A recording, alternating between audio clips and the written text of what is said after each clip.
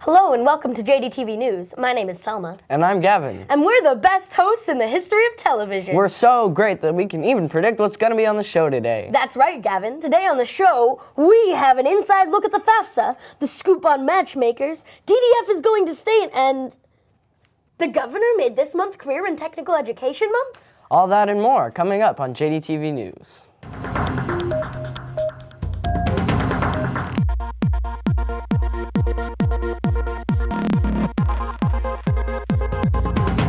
The Juneau Arts and Humanities Council's annual fundraiser, Wearable Arts, will be held at Centennial Hall on February 14th at 8 p.m. and February 15th at 3 p.m.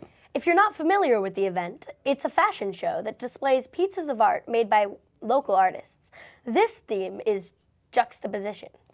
Here's a message to all the seniors who want money for college. On February 10th at 5 p.m. in the JDHS library, College Goal Alaska will be helping out students to fill out the FAFSA. We interviewed Ms. Calvin in the Career Center for more information on the federal application for student aid. You have to apply for the FAFSA in order to get qualified for the Governor's Performance Scholarship, or also known as the APS.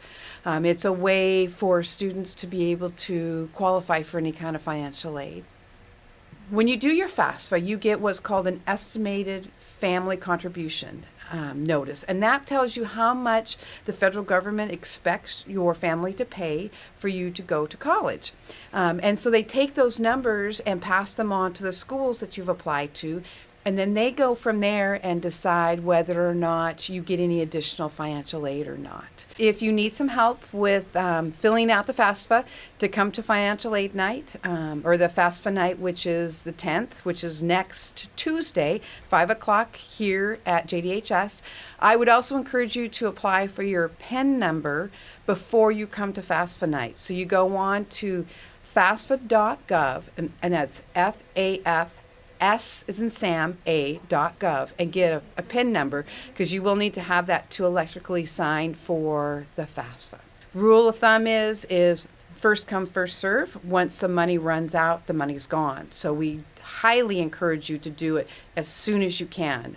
So for those seniors out there, now's the time to go ahead and get your FAFSA done. As you can tell, love is in the air and in the Commons. A few weeks ago, members of NHS passed out matchmakers forms for everyone to fill out during advisory. Filling out the form was free, but if you want to see the people at JDHS who you are most compatible with, you'll have to bring $2 to school next week and find the Table of Love in the Commons, where NHS members can help you find the one. Matchmakers is put on by NHS, a community service group at JDHS. So if you're interested in finding true love this Valentine's Day, bring $2 and you can pick up your matchmaker results during lunch on Monday, Tuesday, and Wednesday during next week at the table next to the library. Our school's Drama Debate and Forensics team is going to Anchorage for state on the 18th.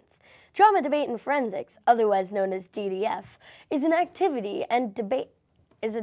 and debate activity in which teams compete in different events, kind of like the Acting Olympics. And Anchorage is where all teams from around the state compete for supremacy.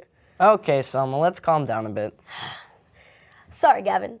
Anyway, this month, Governor Bill Walker announced that February is CTE month in recognition of a national program to promote CTE classes in high school.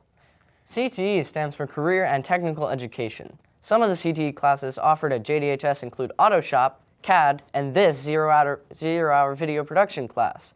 CTE programs give students real-world, hands-on experience, whether it be designing a house or producing a 10-minute news show. Next time you get a chance, take one. Because then you might just learn to be the best, like us. In honor of CTE Month, we'll be featuring some of the CTE classes here at JDHS right here on the show.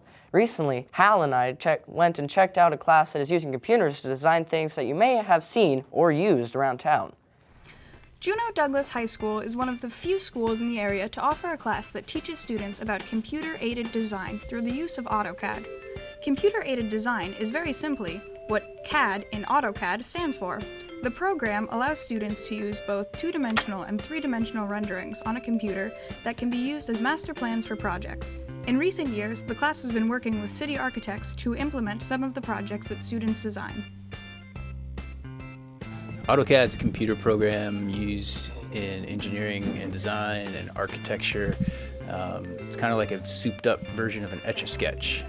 So you can draw really interesting things on it. In AutoCAD, we use it to get into the world of design and focus on community-based projects of design.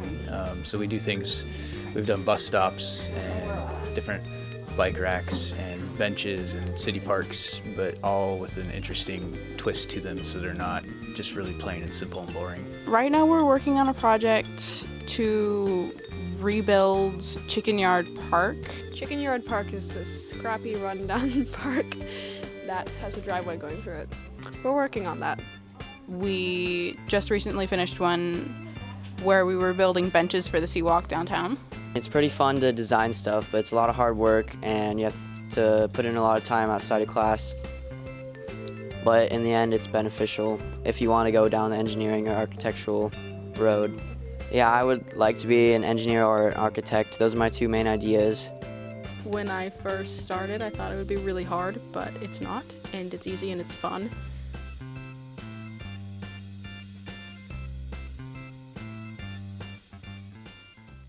That's pretty cool that students' work is resulting in real things we use around town. Yeah, and there's a lot of demand for skilled designers anywhere that things are being made, which is most places. Moving on, we've allowed Jesse to talk to us today about sports. This week, we had some exciting basketball happening with our very own JHS team against Ketchikan, both here and on the road. Last Friday, JDHS boys won against Ketchikan with a score of 59-74. Also on Friday, JDHS girls went against Ketchikan girls team with a score of 35-59. Then on Saturday, JDHS boys went against Ketchikan again with a score of 61-47. And the JDHS girls also went against Ketchikan girls team again with a score of 29-71. Great job to both teams. Now back to you, Selma. Thanks, Jesse. Now, for more future predictions, the calendar.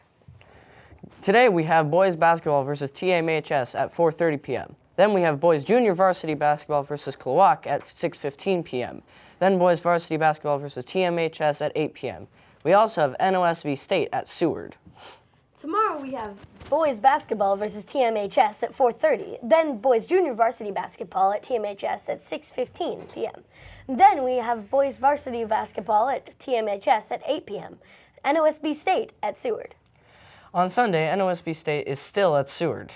Next Tuesday, we have girls basketball versus TMHS at 4:30 p.m. Then we have boys junior varsity basketball at TMHS at 6:15 p.m. Also, pink slips are due that day.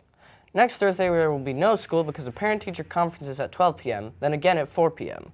Then we have girls varsity basketball versus Kenai at 5:15 p.m., and then boys varsity basketball versus Kenai at 7 p.m.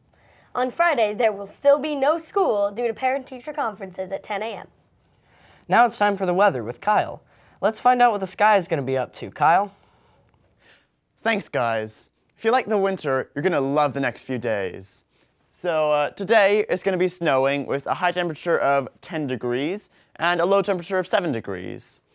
Tomorrow it's still going to be snowing with a high of 17 and a low of 15. And on Sunday, it will be snow again with a high of 28 and a low of 25.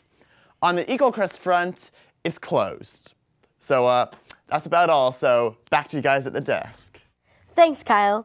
Well, that's all we have for today's show. Yes, but if you want to see it again, and you should, you can always visit jdhsvideo.org for previous shows on our YouTube channel. Or you can follow us on Twitter at JDHSvideo.